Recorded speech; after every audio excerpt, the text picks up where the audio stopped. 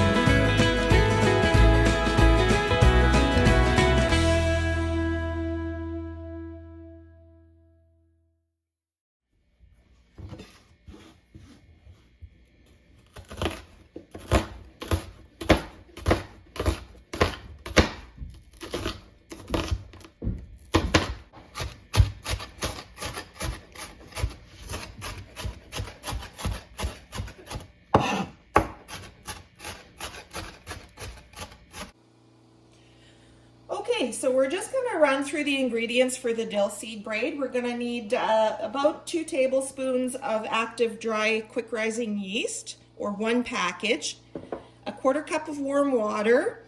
We're going to either need a cup of plain yogurt if you use plain yogurt, or if you're like me and you don't have plain yogurt in the house typically, you can also use a cup of sour cream. That works great too and gives it great flavor. 1 small onion finely chopped, a 1/4 cup of sugar, 2 tablespoons of butter or margarine softened, 1 egg, 1 tablespoon of dill seed, not dill weed, 1 teaspoon of salt, and 3 to 3.5 cups of all-purpose flour for this recipe. So I'm just going to get set up and then we'll get started mixing our dough. Okay, so we are going to start in a large mixing bowl and we're going to dissolve our 2 teaspoons of yeast in the warm water. So we have a 1/4 cup of warm water and 2 teaspoons of quick rising yeast.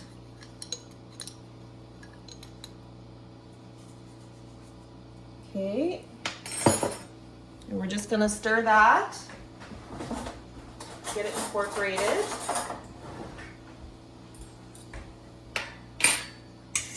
Stir it up a bit.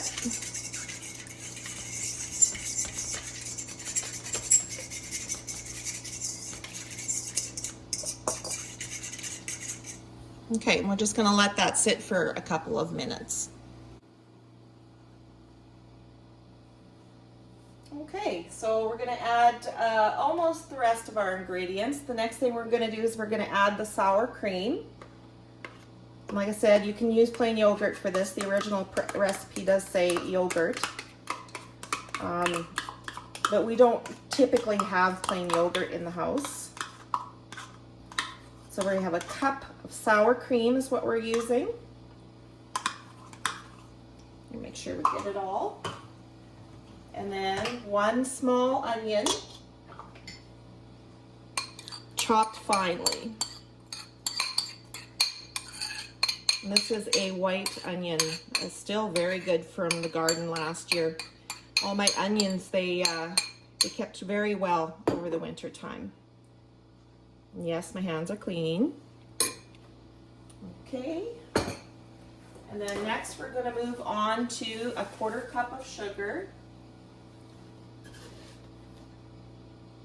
So 1/4 cup of sugar, 2 tablespoons of butter.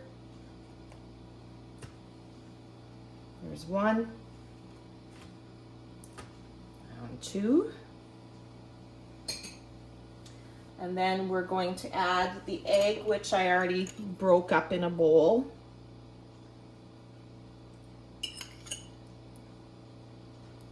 I'm going to add 1 teaspoon of salt.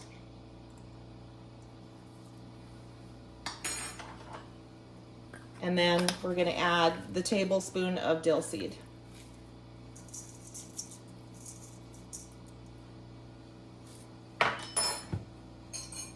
Give that a stir.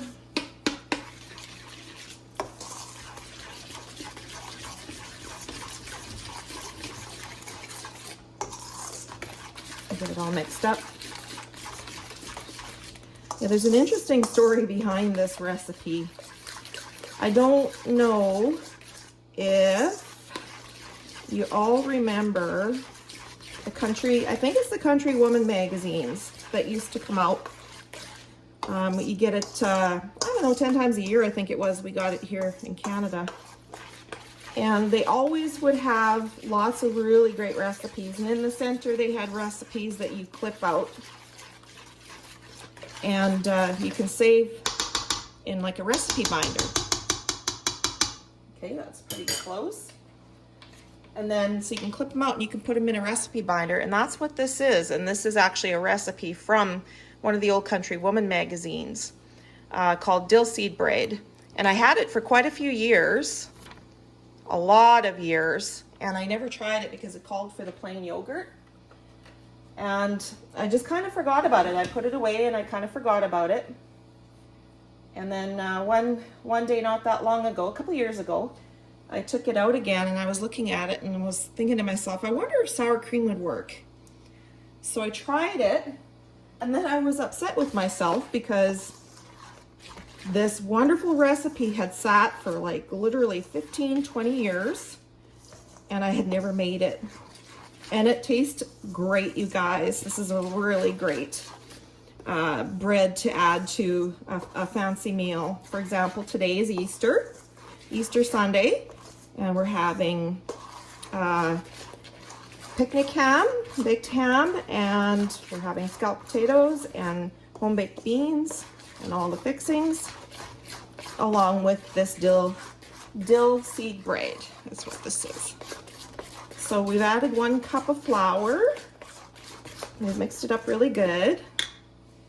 We're going to start with the next cup of flour. And this is an all-purpose flour, and it's pre-sifted. So if your flour doesn't come sifted, then you will need to sift this. But our flour here comes pre-sifted. So that's 2 cups. And just get this mixed in.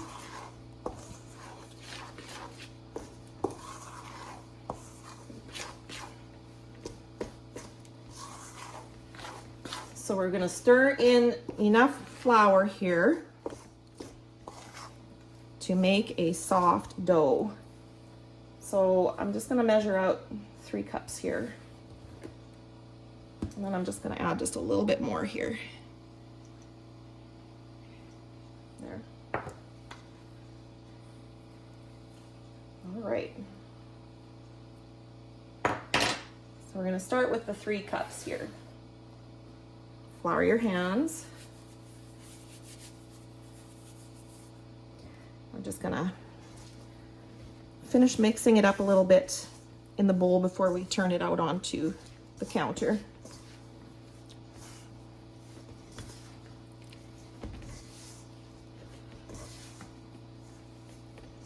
Okay, it's coming together right quickly here.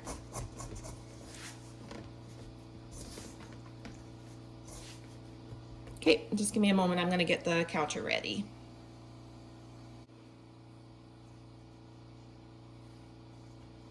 Okay, so just a little bit more of that 1/3 cup of flour onto the counter here. Just turn it out onto the counter. Scrape the rest of the flour out of the bowl. Go. Make sure your hands are floured. There we go. And then we're going to knead it. It says about 6 to 8 minutes, but it's depending on your ingredients here, the kind of flour you use and the size of your eggs, all that kind of stuff.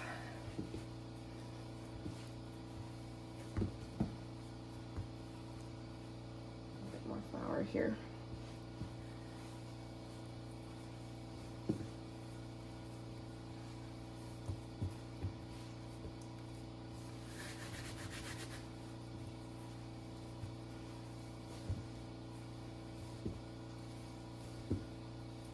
So when you knead this,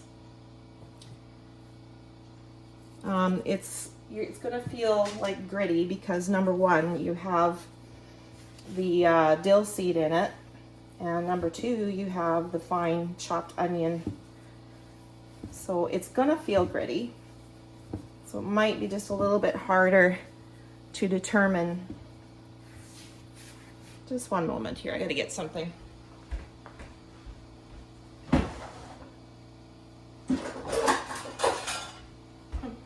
A nice gentleman on one of my other bread videos suggested I get a bench scraper, is what they call these. I'd seen them before, but I had never ever tried them. I thought, oh, what the heck. They were cheap enough. This is an OXO bench scraper, and it's got the measurements for up to 6 inches on there, and it was like $14.99 on Amazon. So I thought to myself, after he had suggested it, then why not, you know? It's not overly expensive, so let's go for it.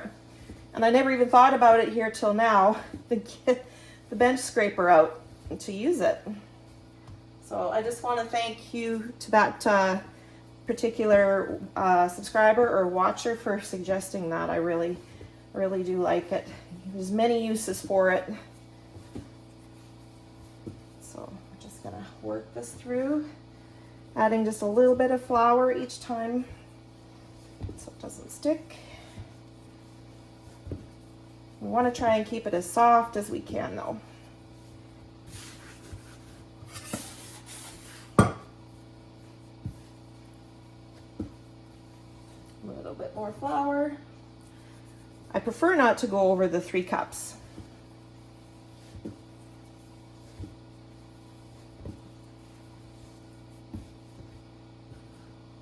See, that's what we have left there. So if I can get away with not going over the 3 cups, I'd be happy. And it's coming together quite nicely. Sometimes it's nice to work with smaller batches of dough instead of the large batch bread recipes that I make off and on. And if you haven't seen the large batch homestead bread recipe, I will put the link in the description box down below, as well as the link to my pioneer bread. Sorry, I bumped the tripod there on you. So yeah, it's coming together really nicely here. Nice soft dough. See? Plush and pliable. See that? Well, I got a little bit more flour in there, so we're just gonna mix in that last bit of the 1/3 cup of flour. So we didn't use the 3.5 cups. It says 3 to 3.5, so we didn't use the 3.5, just the 3, which is good. Okay, so you can see how soft the dough is. That's what you want. See that? So yeah, about 6 to 8 minutes. So I'm not sure where I'm at with that, but it's starting to feel pretty good. So just a slight bit more flour here, not much. Developing that gluten. I'm sticking a little bit still. A little bit more.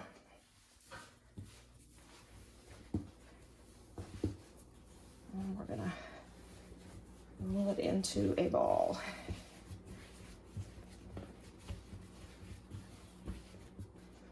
All right. So it's gonna look quite bumpy, and like it's gonna look like the moon. Cratery is what I call it. Yeah, but it's gonna be soft and it will bounce back. And that's what you wanna see. All right, I'm just going to oil up the bowl.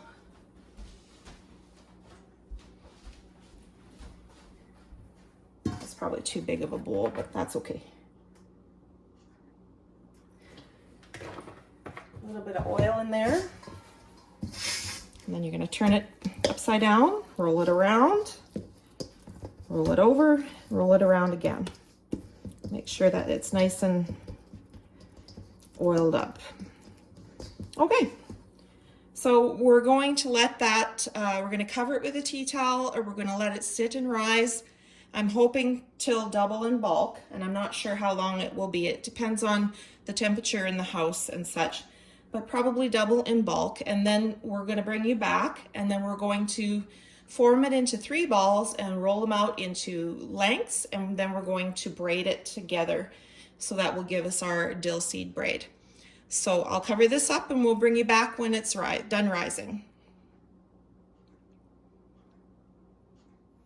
Okay, so the dough has been rising for approximately an hour. So it has, I would say it's about 1.5 times what it originally was. It's kind of flattened out a little bit because it's a softer dough, but it's definitely risen quite nicely, I feel. So we're just going to spray our baking sheet, a little pan. Then we're going to move that over.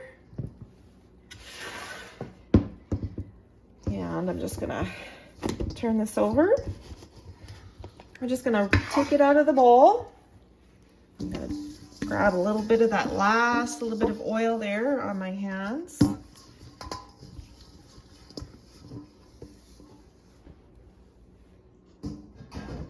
Okay.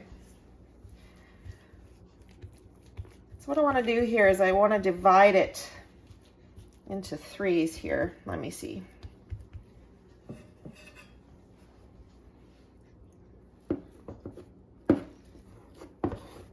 Sometimes a little difficult to judge.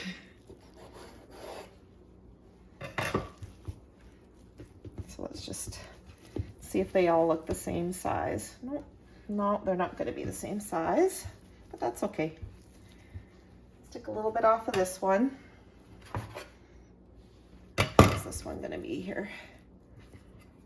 A little bit off of this one. Just going to roll it into here.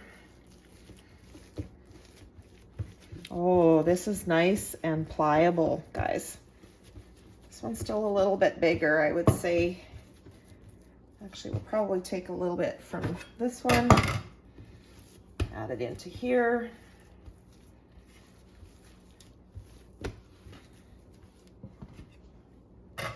So we're making a 3-strand braid. So I'm just going to set these 2 off to the side. And so we're just going to make our lengths for the braid. And typically I try to get it about the length of the pan if I can. So let's see if you can see that. Oh, not quite. Let's see here.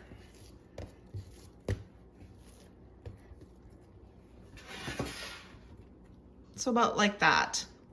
Not quite the length of the pan. Set that up here. I'm gonna roll this one out. This end is a little bit thick over here, but the same length, I would say. And then we'll just roll this one out. Make sure it's pinched off on the bottom where we had folded it in. So this one looks just a little bit thinner than the rest, but I think we're going to be satisfied with that, maybe. I'm not sure. Okay, well, we'll see. It's not going to be perfect. Now what I'm going to do is I'm going to lay them right on the pan.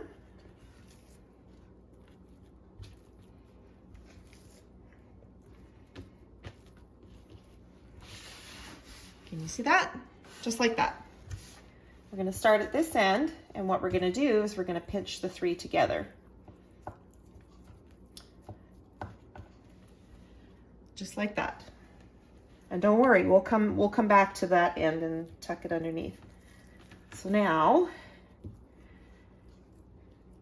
we're going to fold the outside one into the center and then rotate to the other side. Fold that one, outside one, to the center.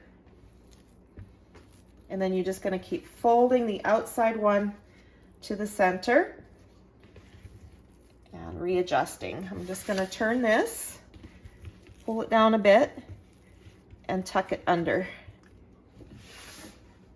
Let's see if we can pull this all down here.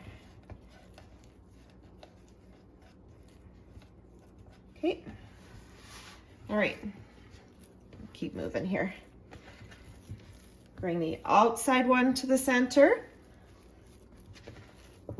right over, then again with the other side, and again with the other side, and again with the other side, always bringing the outer one inside.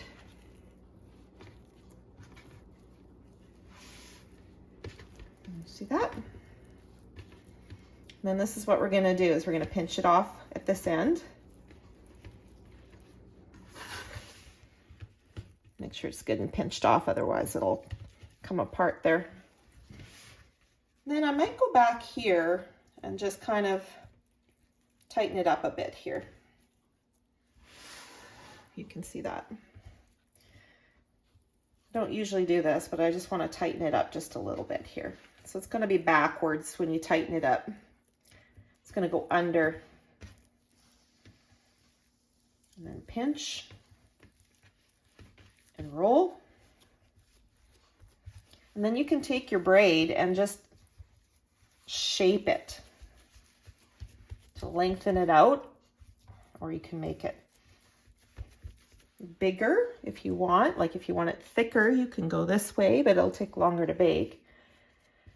But what I like to do with this is I like to get it a longer length, and then when I've baked it, it goes onto a cooling rack, and then the whole cooling rack actually just goes right onto the table, and it's longer so that if we have a smaller amount of people for supper, people can just reach over and break the bread off and then have butter, and they can butter it and eat it just right off of the loaf. And I call that breaking bread with family, and this is the perfect loaf for that. If there's a larger group, then I make 2 loaves, 1 for each end of the table, or if it's a massive group, then I have to make 3 loaves. But basically, I like it a little bit longer so that people are easier. It's easier for them to reach for it and just to pull a piece off and butter it up, and it's really wonderful. A wonderful way for family to spend time breaking bread together and eating. Actually, I kind of thought this was perfect for Easter. So, all right, so we're going to cover this up with a tea towel again, and we're going to let it rise a while longer. I'm thinking probably about an hour as well. And then we're going to have our oven set at 350 degrees Fahrenheit. And we're going to bake it for about 30 to 45 minutes. Yes, 30 to 45 minutes until golden brown. And then we'll put it on the wire rack after we're done. Okay, so we're just gonna let this rise and we'll bring you back. All right, so it's been rising for probably about an hour, and that's what it looks like after an hour. So we're gonna put it in the oven now on 350 degrees for 35 to 40 minutes. How do you think it looks? Good. Does it look delicious? Uh-huh. All right, well, we better get it in the oven. Yeah. All right, so that's been 30 minutes in a 350 degree oven. And we're just going to brush it with a little bit of margarine and let it cool. And when it's cooled a little bit, we're going to taste it. All right, let's take a really good look at it there. Nice and golden brown. You can see the dill seeds there. It's gonna be delicious. A few more minutes to cool and we'll try it out. All right, let's taste this. Oh, it smells delicious. Take a steal of butter. It's still quite warm, eh? Oh, look at it's melting. Yeah, then you gotta make sure somewhere you got the ends covered if the squirrels are going. There you go. We get a better look at the inside there. It's so good. I love the crunchy little dill seed. That's my favorite part. It might be all gone before supper. So good. Should have made two. This will be supper. This and half. So good. Perfect. Excellent.